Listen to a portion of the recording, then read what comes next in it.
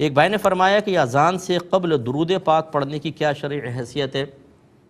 دیکھیں، نبی کریم صلی اللہ علیہ وسلم کے دور میں جو اذانیں ہوئی ہیں اس میں تو ایسا نہیں تھا کہ پہلے درود پاک پڑھا جائے، لیکن اگر فرض کر لیں کوئی آج کے دور میں پڑھتا ہے تو حکم یہ ہوگا، یعنی اب سوال یہ پیدا ہوگا کہ کیا یہ جائز ہوگا کہ نہیں ہوگا۔ علماء نے واضح طور پہ فرمایا کہ اگر پہلے درود پاک پڑھتا ہے تو منع نہیں ہے، کیونکہ اللہ تبارک و تعالی نے ارشاد فرمایا یا ایھا الذین آمنوا صلوا علیہ وسلموا تسلیما، اے ایمان والو تو ان نبی کریم صلی اللہ علیہ وسلم پر درود اور خوب سلام بھیجو۔ کب بھیجو کب نہیں بھیجو، اللہ نے کوئی کنڈیشن نہیں لگائی۔ جب ایک چیز بغیر کنڈیشن کے ہے تو ہم اسے جب چاہیں اختیار کر سکتے ہیں۔ اب لیکن یہ ضرور ہے کہ ایک سنت متوارثہ چلتی آئی ہے کہ اذان سے پہلے درود نہیں ہوتا تھا، اس لیے علماء نے فرمایا اس آیت کی روشنی میں پہلے درود پاک پڑھ سکتے ہیں، لیکن چونکہ سنت متوارثہ چلتی آ رہی ہے کہ متصلاً درود نہیں پڑھا گیا، اس لیے یوں کریں کہ پہلے درود پاک پڑھ لیں، پھر تھوڑا سا وقفہ کریں، اس کے بعد اذان دیں، تاکہ جو ہماری نئی نسلیں ہیں وہ اس درود کو اذان کا حصہ نہ سمجھنا شروع کر دیں۔